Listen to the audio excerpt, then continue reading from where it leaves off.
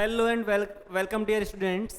अपना जो lecture third है इसके अंदर हम बेसिकली इम्पोर्टेंट प्रॉपर्टीज़, जैसे कि नॉर्मली इसके अंदर कुछ आइडेंटिटीज होती है जो हमने क्लास 9th और 10th के अंदर हमने डिस्कशन किया। देखो प्रीवियस लेक्चर के अंदर भी हमने कुछ बेसिक्स फंडामेंटल्स के बारे में हमने डिस्कशन किया था, ठीक है, जैसे सिंबल्स हो गया, फिर एडिटिव इन्वर्स एडिटिव आइडेंटिटी वगैरह क्या चीज़ें होती है, तो इसके रिगार्डिंग हमने डिस्कशन किया था। देखो ये भी बहुत ही बेसिक है जो बेटा 9th क्लास और 10th क्लास में हम इस तरीके की आइडेंटिटी पढ़ा करते थे। देखो स्टार्ट करते हैं। सबसे पहले फर्स्ट है ए स्क्वायर माइनस बी स्क्वायर, ए माइनस बी ए प्लस बी, इस तरीके से बेटा लिखा करते हैं। ये फॉर्मूला है, सभी को पता है, ठीक है। नेक्स्ट ए प्लस बी का whole cube, A cube plus B cube plus 3 A square B plus 3 A B square, है ना। इसको इस तरीके से भी याद कर सकते हैं। देखो यहाँ पर इसने क्या कर लिया है, ए cube plus B cube plus 3 ए बी और ए प्लस बी, ठीक है। इस तरीके से ज़्यादा इजीली थोड़ा सा याद हो जाता है। फिर देखो यहाँ पर a माइनस बी का whole cube, A cube minus B cube plus 3 A B square minus 3 A square B, इसको भी a माइनस बी का होल क्यूब बेटा ऐसे लिख सकते हैं, A cube minus B cube minus 3 A B और यहाँ पर बेटा a माइनस बी। इस तरीके से बेसिक्स फार्मूलाज हैं यहाँ पे। अब देखो a cube plus B cube plus c cube minus 3 A B c equals to, ये भी देखो बेसिकली देखो ये फॉर्मूला आगे बहुत काम में आने वाला है, ठीक है। ए cube plus B cube plus c cube minus 3 A B c equals to a plus b plus c sigma a square. देखो मैंने बताया था साइक्लिक सिग्मा के बारे में मैंने डिस्कशन किया था, तो यहाँ पर साइक्लिक सिग्मा दे रखा है बेटा। साइक्लिक सिग्मा का मीनिंग क्या है कि सिग्मा ए स्क्वायर का जो मीनिंग है बेटा कि इंटरनली अगर यहाँ पर A B C 3 variable introduce किए हुए हैं तो इसका मतलब यहाँ पर इसका मीनिंग है बेटा a square plus B square plus c square, यानी कि सिग्मा ऑपरेटर क्या कर देता है बेटा, एडिशन करके देता है इन नंबरों का, ठीक है।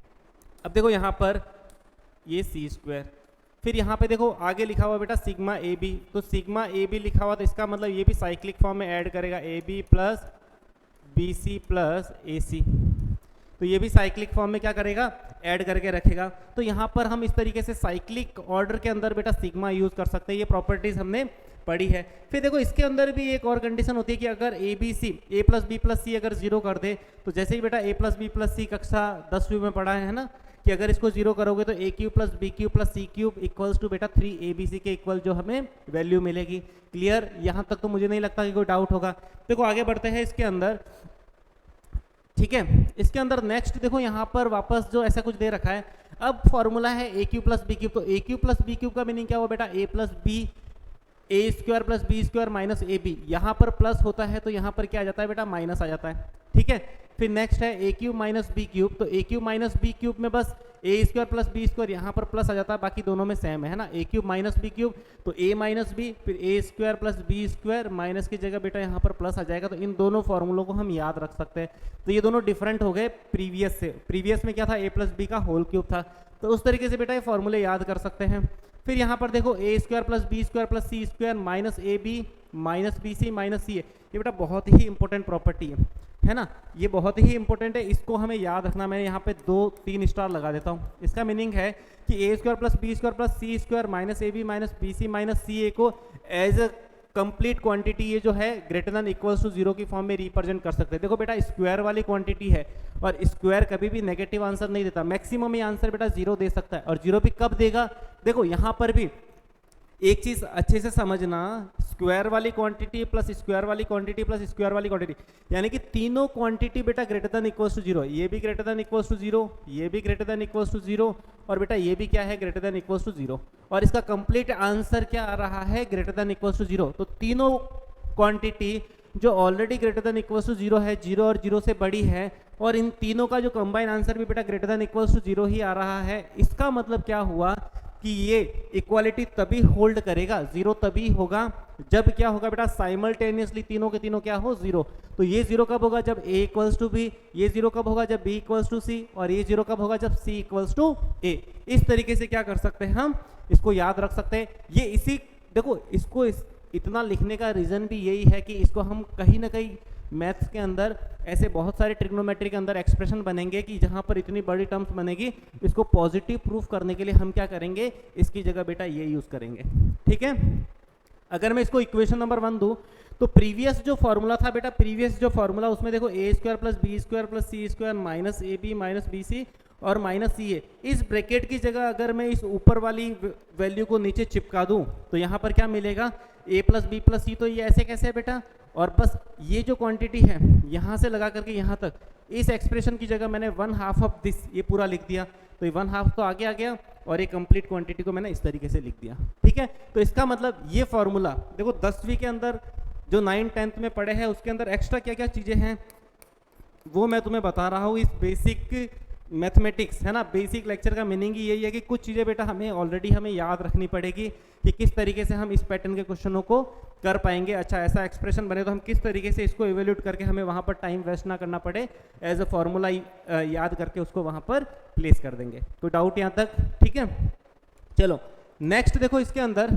अब देखो यहाँ पर एक रिमाइंडर थ्योरम जैसे ये भी 10वीं कक्षा के अंदर पढ़ा है। रिमाइंडर थ्योरम बेटा क्या होती है, इसके अंदर भी एक पॉलिनोमियल है पी ऑफ एक्स, कोई भी पॉलिनोमियल है, और बेटा ए क्या है, एनी रियल नंबर, एक एनी रियल नंबर है। If p of x is divided by x minus a, सोचो अगर ये पॉलिनोमियल एक्स माइनस ए से डिवाइड कर दिया जाए तो remainder is equals to p of a. देखो कोई भी एक पॉलिनोमियल ले लेते हैं बेटा, ये बहुत ही बेसिक्स है, एक्स स्क्वायर माइनस 7x मैंने प्लस 13 ले लिया। ठीक है, अगर मैं कहूँ कि इसके अंदर p ऑफ 1 की वैल्यू क्या है, ठीक है, या फिर मैंने कहा कि इसको x माइनस 1 से या वॉटेवर किसी से भी डिवाइड करने पर, जैसे मैंने इसको 3 से डिवाइड कर दिया है ना, मैंने इस पॉलिनोमियल को किससे डिवाइड कर दिया, 3 से डिवाइड कर दिया। तो सोचो अगर मैं इसको 3 से डिवाइड करूंगा, 3 से डिवाइड करने का मतलब है इस पॉलिनोमियल को अगर मैं x माइनस 3 वाले फैक्टर से डिवाइड करूँ तो रिमाइंडर कितना आएगा, तो क्या कर दो 3 इसके अंदर रख लो। तो इसका मतलब क्या है, ये रही पॉलिनोमियल, इसको क्या है A B any real number, तो 3 क्या है बेटा, कोई भी रियल नंबर है। तो p of x is divided bye x minus 3, अगर इस पॉलिनोमियल को मैं x माइनस 3 से डिवाइड करूं then the remainder is equals to, देखो जो रिमाइंडर बचेगा इसका वो किसके इक्वल होगा, p ऑफ a। तो इसका मतलब क्या कर लो, इसके अंदर x की जगह 3 प्लेस कर दो। तो जैसे ही मैंने इसके अंदर 3 रखा तो 3 का मीनिंग क्या हुआ कि यहाँ पर जो वैल्यू मिलेगी 3 का स्क्वायर माइनस 7 इंटू 3 प्लस 13, तो यहाँ पर इसका जो आउटपुट आएगा वो कितना आ जाएगा, 9 माइनस 21 प्लस 13। ठीक है, तो इस तरीके से यहाँ पर जो इसकी वैल्यू मिलेगी वो कंप्लीटली हम बता सकते हैं कि इसका एग्जैक्टली जो रिमाइंडर बनने वाला है वो क्या बनने वाला है। ठीक है, तो इसका आंसर कितना आ जाएगा, 13 प्लस 9 ये हो जाएगा 22 और माइनस 1, यानी कि इसका आंसर कितना आ जाएगा 1। तो 1 इसका क्या बन जाएगा, रिमाइंडर। तो इस तरीके से हम इसको याद कर सकते हैं कि रिमाइंडर थ्योरम के अंदर क्या होता है। देखो इसका ही एक अल्टरनेटिव है यहाँ पर कि इसके अंदर हम क्या कर सकते हैं, एक फैक्टर थ्योरम करके भी होता है। फैक्टर थ्योरम का मतलब होता है कि उसका ही जैसे कन्वर्स पढ़ लो कि अगर कोई भी एक पॉलिनोमियल है p of x be any polynomial and a be any real number, a कोई भी रियल नंबर है such that p of a equals to 0। देखो ये चीज़ याद रखना, p ऑफ a का मतलब होता है कि अगर उस वैल्यू को, उस a वाला जो नंबर है उसको अगर x की जगह में प्लेस करवा दो और अगर ये वैल्यू 0 मिल जाती है then x minus a is factor of p of x। ठीक है, तो x माइनस a क्या बन जाएगा बेटा, इसका फैक्टर बन जाएगा। Conversely if x minus a is a factor of this this.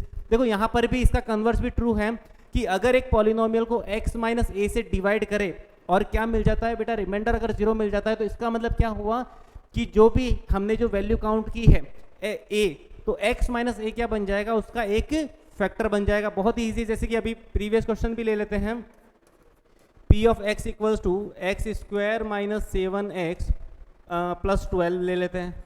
ठीक है, अब इसके अंदर देखो यहाँ पर ये मैंने पॉलिनोमियल कंसिडर की और a be any real number such that, देखो मैंने एक रियल नंबर कंसिडर किया, जैसे माना कि 3 ले लिया और 3 जैसे मैंने रखा तो यहाँ पर कितना मिल रहा है, 9 माइनस 21 प्लस 12। ठीक है, तो यहाँ पर जो वैल्यू मिलेगी बेटा वो क्या मिल जाएगी, 0 मिल जाएगी। तो इसका मतलब a मैंने जो 3 कंसिडर किया है उसके साथ p ऑफ a क्या मिल रहा है, 0, यानी कि p ऑफ 3 क्या मिल रहा है बेटा, 0 मिल रहा है। तो p ऑफ 3 0 मिलने का मीनिंग ही यही है कि x माइनस 3 बेटा इसका क्या बनेगा, एक फैक्टर बनेगा। क्लियर, x माइनस 3 क्या बनेगा, इसका एक फैक्टर बनेगा। और सोचो अगर x माइनस 3, कन्वर्स का मतलब क्या होता है, अगर x माइनस 3 इसका एक जीरोज है ना, इसका कन्वर्स कैसे ट्रू है कि अगर x माइनस 3 इसका एक जीरोज है, x माइनस 3 इसका जीरोज है, इसका मतलब p ऑफ 3 कितना हो जाएगा बेटा, 0। क्लियर, इस तरीके से कन्वर्स ट्रू, यानी कि यहाँ से हम इधर चले और इधर से वापस क्या करो, बैकएंड में चल जाओ। ठीक है, तो इस तरीके से पता कर सकते हैं कि बेटा इसका कन्वर्स की अगर x माइनस 3 इसका एक फैक्टर है तो बेटा p ऑफ 3 भी क्या हो जाएगा, 0 हो जाएगा। तो इस तरीके से याद कर सकते हैं ठीक है। नेक्स्ट देखो बेटा, मैं एक यहाँ पर एक कुछ चीज़ें मैं बता रहा हूँ जो बिल्कुल इजीली समझ सकते हैं कि जो फॉर्मूले होते हैं इसको हम यूजिंग एक छोटा सा कॉन्सेप्ट है पास्कल ट्रायंगल, उससे भी हम क्या कर सकते हैं, इसको याद कर सकते हैं। ठीक है, मैं देखो यहाँ पर एक पास्कल ट्रायंगल बनाता हूँ। जैसे अभी तक फॉर्मूले हम रिवाइज करते थे बेटा, a प्लस बी, इस तरीके से याद करने के कुछ तरीके होते थे कि a प्लस बी का होल स्क्वायर क्या होगा, a प्लस बी का होल क्यूब क्या होगा, इस तरह से a प्लस बी की पावर 4 क्या बनेगा, a प्लस बी की पावर 4 क्या बनेगा। तो ये सारी चीज़ें बेटा हम क्या कर सकते हैं, याद कर सकते हैं। याद करने का रीज़न, या तो देखो फॉर्मूले याद कर लो a प्लस बी का होल स्क्वायर, या बनाना सीख जाओ। तो इसके लिए देखो एक पास्कल ट्रायंगल होता है, जैसे कि एक पास्कल ट्रायंगल के अंदर मैंने यहाँ पर बेटा 1 1 लिखा, ठीक है।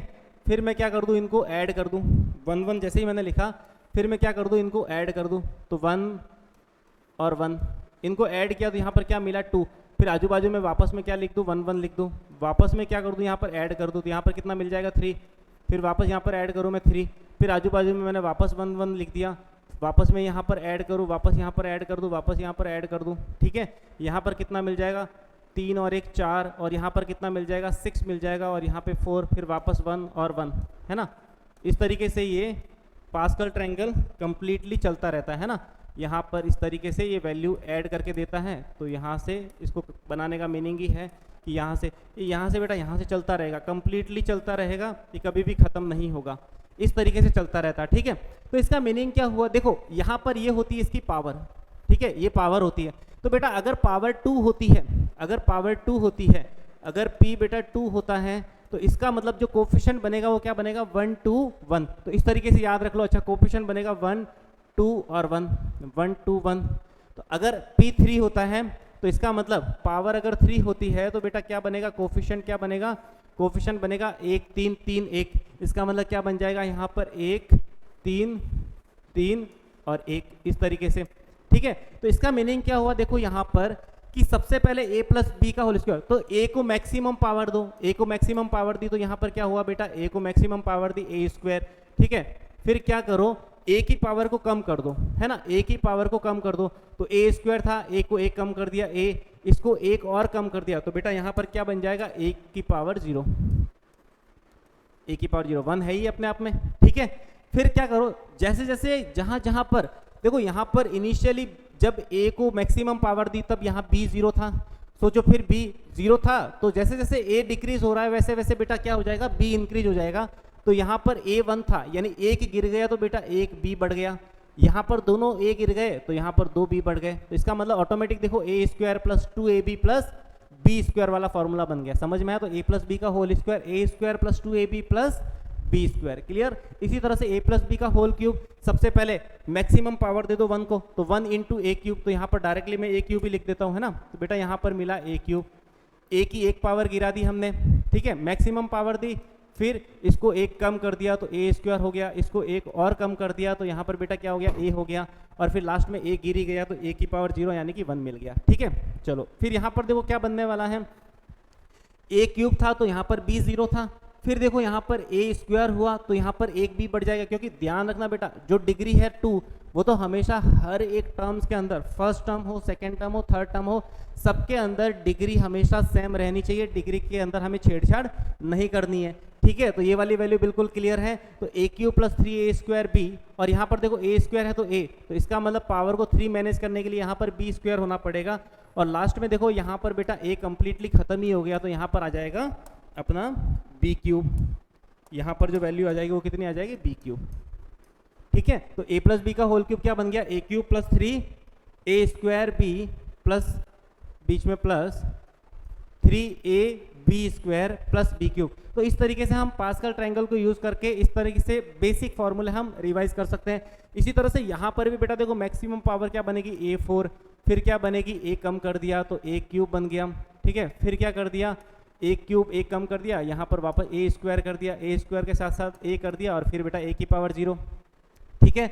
a 4 था तो b यहाँ पर क्यूब कर दिया, तो यहाँ पर बेटा क्या हो जाएगा, 1 b और बढ़ जाएगा, यहाँ पर b बढ़ जाएगा, यहाँ पर क्या हो जाएगा, 1 b b0 b1, यहाँ पर b2 b3 और मैक्सिमम b4।